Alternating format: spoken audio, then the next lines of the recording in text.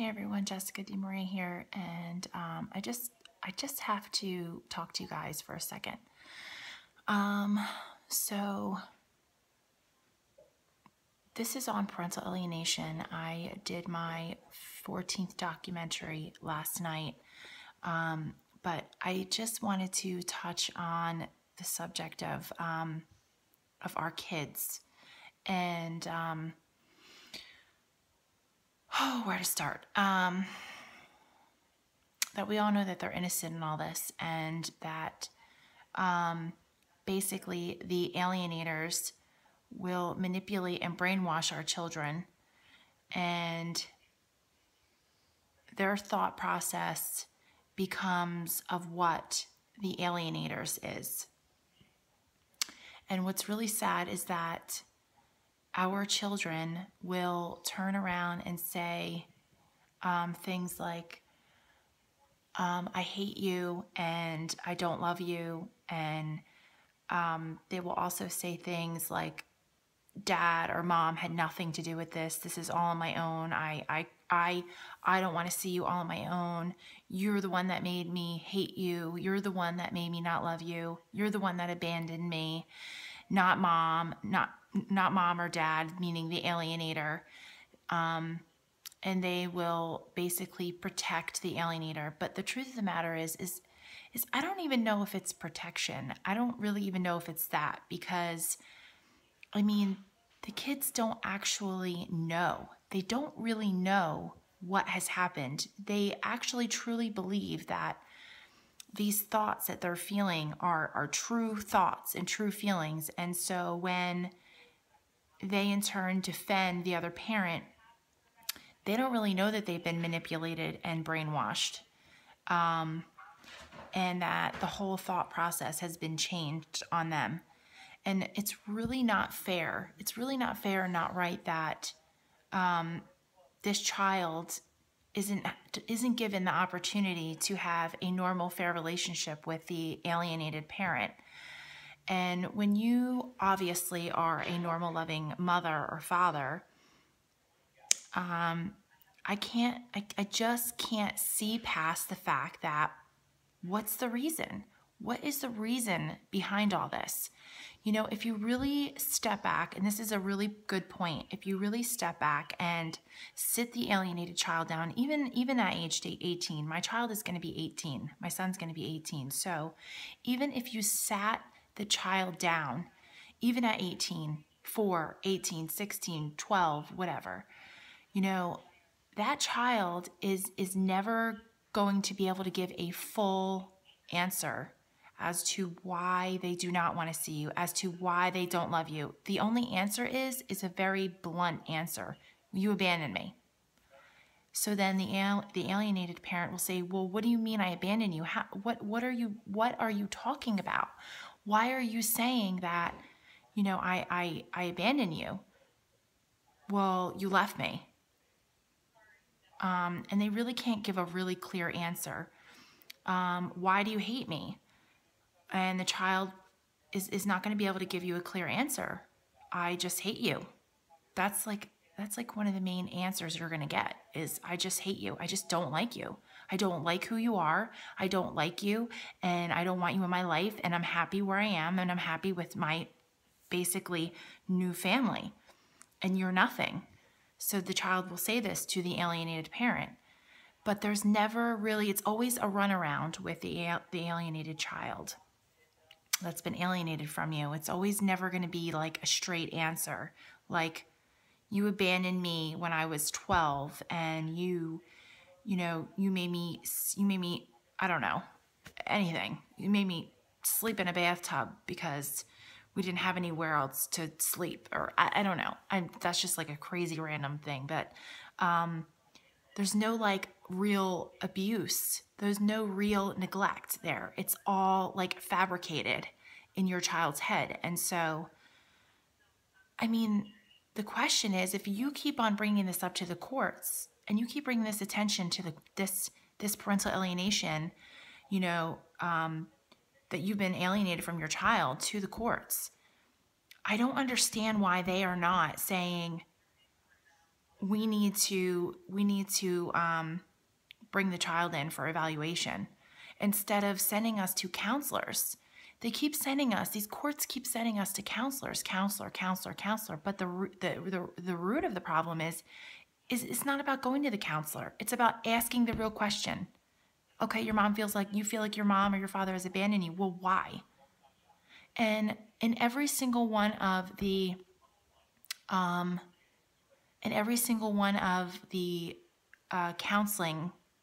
counselors we went to, there was 4 of them. There was never a clear answer as to why my child doesn't want to see me. Yes, they made it very clear that he feels that I abandoned him. He feels that I am mean. I'm a mean person. But there's never a real reason why. There's never been a clarification that, okay, well, this is why the child feels like that. There's none of that. So I don't know how the courts can go by that and say, you have to have supervised visitation because clearly this child feels like you have abandoned him or her, and clearly this child feels like you have neglected them and, they're afraid of you. That's not a good enough answer. It's like saying to my 17-month-old, now she's starting to say no, because of course we say no, don't touch, no, and they pick up that's normal. And so it's like saying, my daughter will say to me now, okay, let's go get a snack. I'll say to her, let's go get a snack. And she's 17 months old and she'll say, no. So I, as a mother, I'm going to give her a snack. I'm not going to listen to her tell me no. And because that's what we do as parents, because our children don't know, she obviously heard the word no and she hears it. And so she uses her own thought process and she says no. And so as a mom, as a dad, as a parent, we say, okay, and we give them the snack anyway. And what happens? The child will take the snack. The child will eat the snack. Now, to me, a neglectful parent would listen to the child who is obviously doesn't realize the what no means, or obviously doesn't realize the importance of having a snack, would not give the child a snack because in their minds they're like, the child doesn't want the snack, so I'm not gonna. No, that's not the way it works. It's like the same thing with a 16-year-old, a 14-year-old, a 12-year-old, an 8-year-old, a 7-year-old, whatever. It's like the child says, I'm not going to see her. I'm not going to see him because they're mean and they neglected me and they abandoned me. It's up to the other parent to say, no, you're going to see your mother. You're going to see your father. End of story. There's nothing wrong with your mother or father. They love you very much and they just want to spend time with you. So you're going, whether you like it or not. And that's a decision that you're making because you know it's the right decision. But when you're an alienator, you clearly are not going to do that. You're clearly going to play into that role of the child. And you're going to agree with the child and you're going to use that. And then you're going to go to court, meaning the alienator is going to go to court and say, well, he's having temper tantrums, he's having fits, he's locking himself in the room, I can't get him in the car. Excuse me. The real question is, who is the parent here? Who is the parent? And so through the years, these are things, in my case, and probably in a million other cases like yours, this is happening.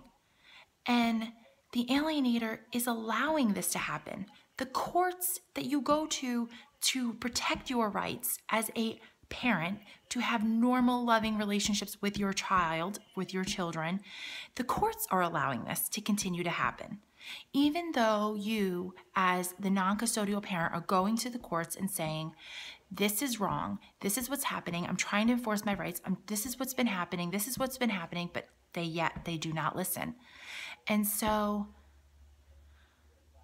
the courts are actually taking our parental rights away from us because they're not allowing us to parent our children properly. Bingo. That's it. You know, it's like they've taken our rights to parent our children. And you wonder why there's all these crazy, I don't want to say crazy. Let me rephrase that. There's all these disobedient children out there running the streets, doing what they want because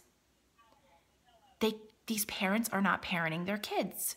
Granted, there are some parents out there that have to get their head on straight. So I'm not going to get into that, but parents who really want to parent their children are basically being refused by the courts to parent their children. And we, as loving, normal parents that are alienated from our children, only want the best for them. Where clearly the alienator does not want the best for the child, except for means of school and, when I say school, I mean education and sports and things like that. Anything that's going to make them look good in a positive light. Anything that's going to not include the other parent. That's what they want.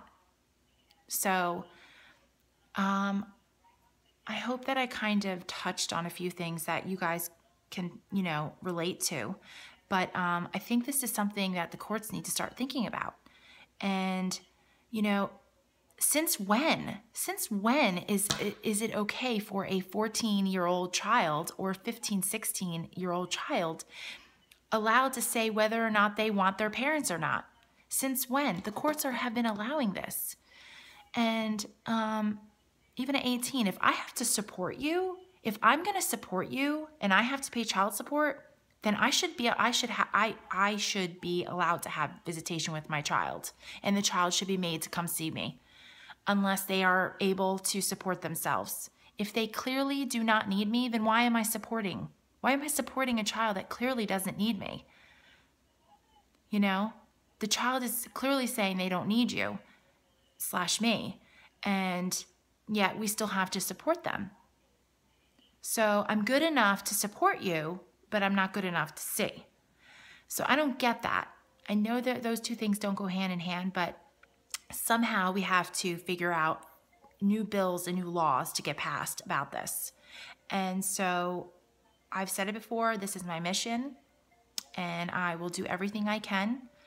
And I am trying to start a nonprofit organization. And as soon as I get all those details, I will be glad to share them with you. And yeah, I need to take a stand.